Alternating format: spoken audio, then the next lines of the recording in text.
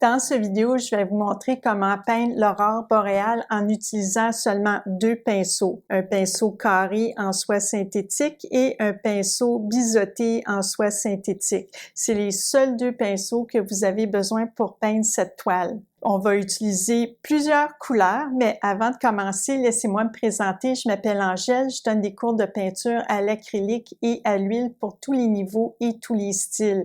Si vous voulez en savoir plus sur mes cours de peinture, je vais vous mettre le lien dans la description de la vidéo et en bas ici dans les commentaires. J'ai créé un cours en ligne sur les pinceaux pour savoir comment les utiliser et quels pinceaux utiliser dans quelles circonstances. C'est très important parce que souvent, je vois plusieurs personnes avoir de la difficulté à peindre parce qu'ils ne savent pas quel pinceau utiliser pour faire telle chose ou telle autre chose. Donc, c'est très important et mon cours de peinture sur les pinceaux adresse justement cette problématique-là et une fois que vous avez suivi le cours, vous allez jamais vous poser de questions sur quel pinceau prendre. Vous allez tout de suite voir avec l'empreinte du pinceau sur la toile lequel a été utilisé. Donc, allez voir mon cours en ligne sur les pinceaux. Je suis sûre que vous allez apprécier toutes les connaissances que j'ai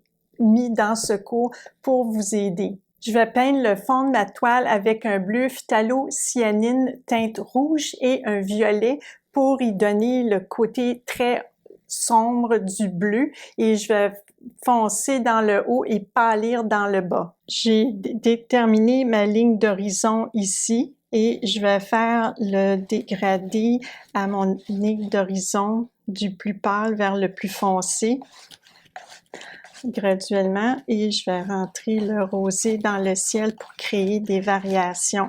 C'est pas un rosé, pardon, c'est un petit violet rosé. Je vais aussi mettre les reflets dans la section de mon eau qui est en dessous de la ligne d'horizon ici. Comme c'est la nuit, la ligne d'horizon, elle n'est pas tellement bien définie. Donc, je me préoccupe pas de faire une très belle ligne. Je répète un peu l'effet qu'on a en haut, je le répète en bas pour créer les reflets dans l'eau. Et je vais m'assurer que j'ai un dégradé de foncé vers le pâle pour créer l'effet d'éloignement. Et on va laisser ça sécher. La prochaine étape, c'est que je vais prendre une craie et je vais dessiner où je veux placer mes aurores boréales. Donc, j'ai pris une craie blanche et je vais juste dessiner où je les veux. Et je leur donne une courbature en tenant la craie verticale. Ça donne vraiment l'idée où vont aller mes aurores boréales. Donc, je pense que ici c'est bon. Je vais peut-être en faire une autre. Non, ça fait trop de S. Vous pouvez changer d'idée en juste effaçant avec un linge sec. Vous avez juste à effacer et recommencer, replacer où vous voulez les avoir. Donc, je pense que c'est comme ça que j'aime ça, mais vous pouvez les placer de la façon que vous les aimez. Pour ma palette de couleurs, j'ai décidé de prendre un vert métallique de n'importe quelle marque que vous voulez. Un vert plutôt fluo, c'est un vert lime, un vert très pâle. J'ai aussi pris un rose métallique et un bleu métallique et aussi un peu de bleu cérulien. Juste pour essayer, on va voir si j'en ai besoin. Et j'ai pris un médium acrylique. Le médium que j'ai pris, c'est celui-ci, un médium acrylique pour que ça sèche moins vite, pour que les couleurs soient plus transparentes et qu'elles glissent plus facilement sur ma toile. Je vais prendre un pinceau plat. C'est un pinceau carré avec une belle pointe. C'est un pinceau qui est assez dur, qui a un bon tonus. Il est mouillé et je vais mettre un peu de mon médium. Je vais commencer par le vert, mais c'est complètement arbitraire. Vous pouvez commencer par la couleur que vous voulez. Et je vais commencer à monter mon coup de pinceau. Je veux que ma ligne ici soit bien droite et je vais commencer à mettre les couleurs. Cette couleur-ci, elle est très transparente, donc je vais commencer avec le vert lime et je vais donner mes coups vraiment verticales. C'est pas grave que la craie soit en dessous, ça va s'effacer avec un linge. plus tard, quand la peinture va être sèche, je vais lui donner juste un petit coup de linge et la craie va disparaître. Il n'y en aura plus de traces de craie. Je vais commencer à intégrer mes couleurs. Et je vais commencer à mettre mes couleurs métalliques par-dessus.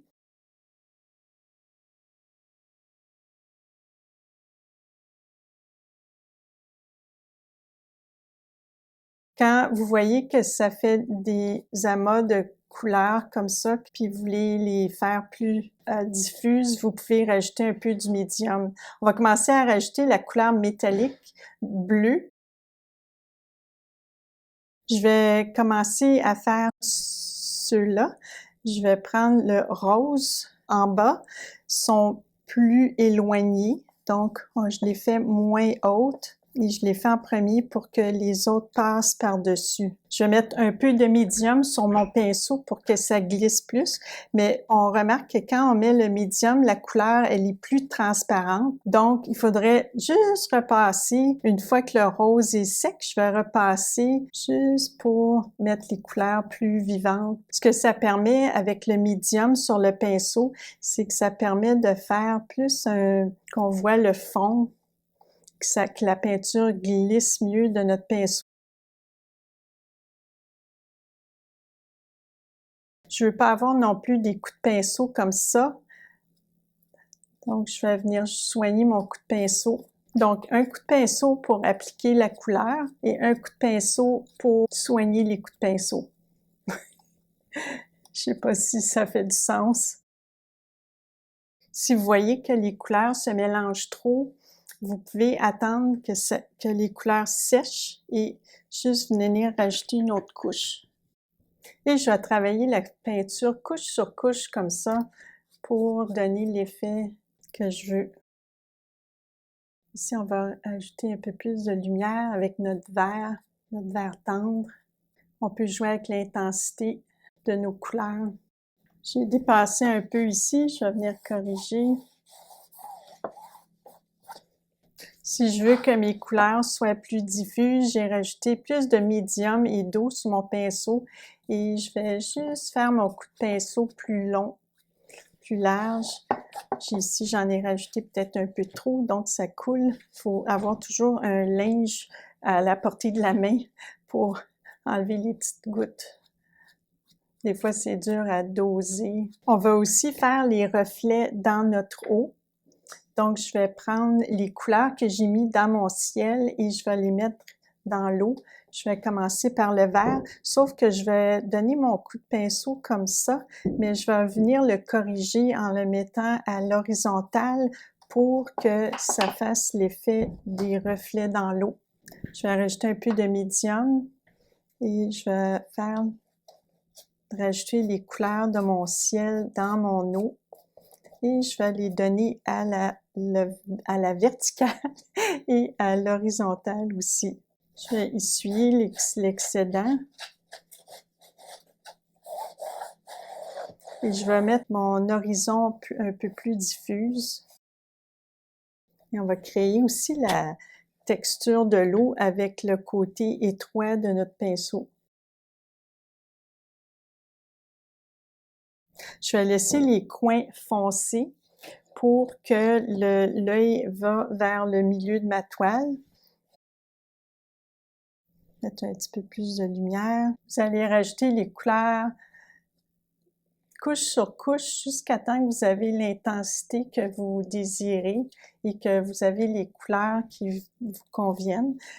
Les couleurs que j'utilise sont assez transparentes et métalliques, donc j'y vais couche sur couche pour m'assurer que j'ai toujours le bon effet que je veux.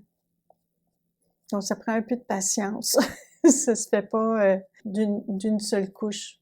Et je viens soigner toujours mon coup de pinceau. Et je vais laisser ça sécher et je vais voir si j'ai besoin d'en rajouter d'autres.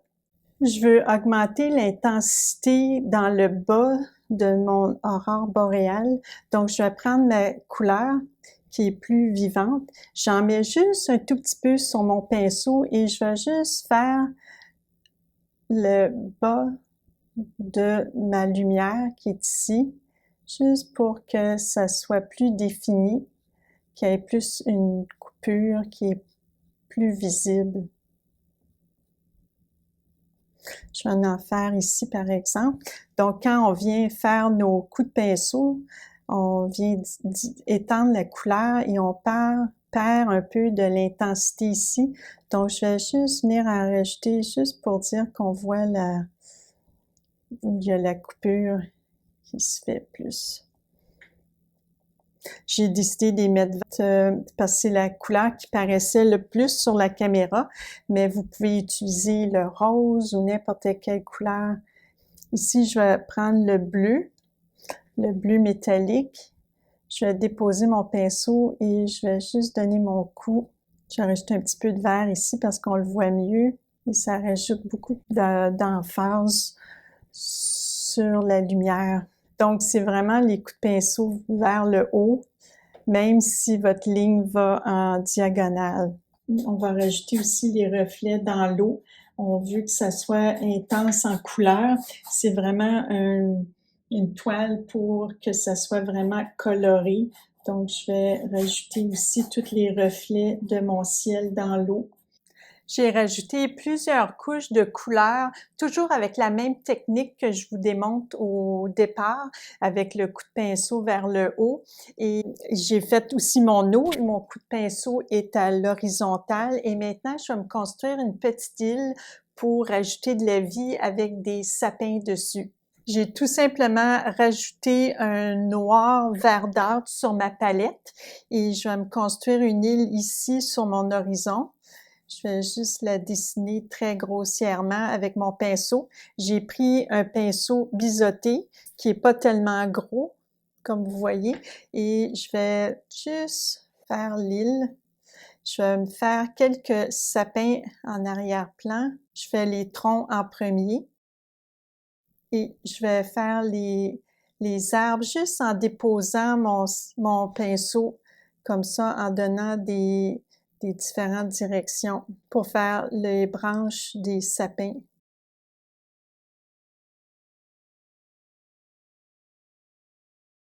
Et on va faire le reflet dans l'eau aussi. Donc, je les fais environ la même grandeur.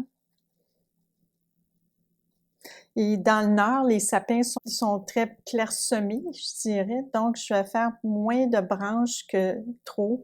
Et on va voir les couleurs de notre aurore boréale à travers. On va se faire des sapins au loin qui sont plus pâles. Donc, quand votre pinceau commence à être un peu vide, vous pouvez faire l'effet d'un arbre au loin. Celui-là, il est trop prononcé. On va le mettre plus proche, mais je peux ici avec mon pinceau, avec très peu de peinture dessus. Et on va se faire un pinceau, pardon, un sapin qui est un peu croche. Et vous pouvez rajouter, j'y rajoute au fur et à mesure dans mon eau.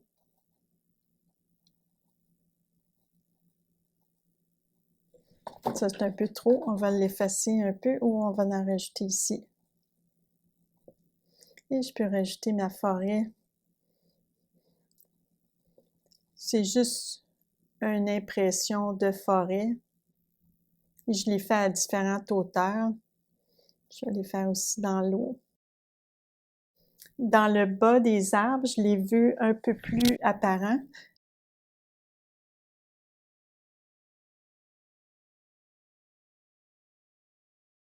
Et je rajoute les branches, les plus petites touches en haut. Je peux me servir de la pointe de mon pinceau, de la pointe pour faire les toutes petites branches. Et les branches un peu plus...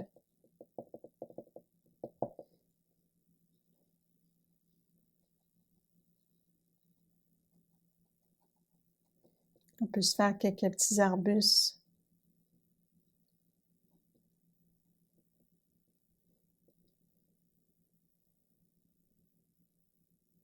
Je vais m'en faire une autre île ici, avec le même principe.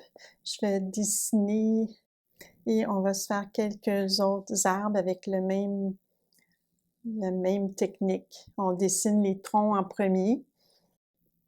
Et je viens placer mes branches ensuite et j'élargis mes arbres pour leur donner, et comme ils sont dans le nord, c'est des arbres qui ont la vie dure un peu. Donc, ils ont les branches sont pas tellement fournies. Ici, j'aime pas parce qu'ils sont toutes les deux de la même grosseur, de la même hauteur, donc je vais en faire un peu plus haut.